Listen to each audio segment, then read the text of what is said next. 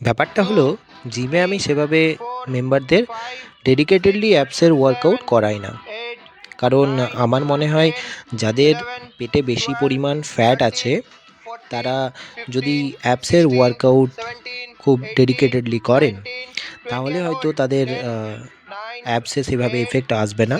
তারা আগে নিজেদের ডায়েটটাকে মানে মেনটেন করুন এবং ভালোভাবে ডায়েট করুন এবং বাকি ওয়ার্কআউট ভালো করে করুন।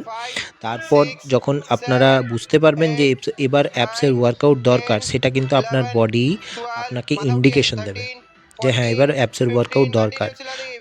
এছাড়াও আপনি সপ্তাহে ১ দিন করলে কোনো অসুবিধে নেই, বাট ওই রকমভাবে ওই সপ্তাহে ৩ দিন ৪ দিন ডেডিকেটেডলি অ্যাপসের ওয়ার্কআউট করলে শুধু টাইম ওয়েস্ট হবে।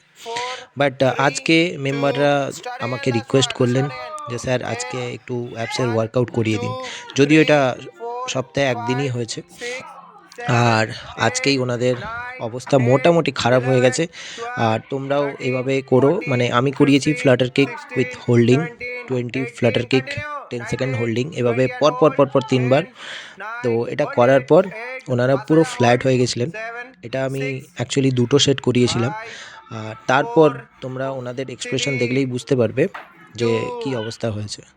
যদি সত্যি জিমে গিয়ে ঠিকঠাক করে ৪৫ মিনিট ওয়ার্কআউট করা যায়, এটা একজন মানে প্রাপ্তবয়স্কের জন্য এনাফ। তোমরাও এটাই করো।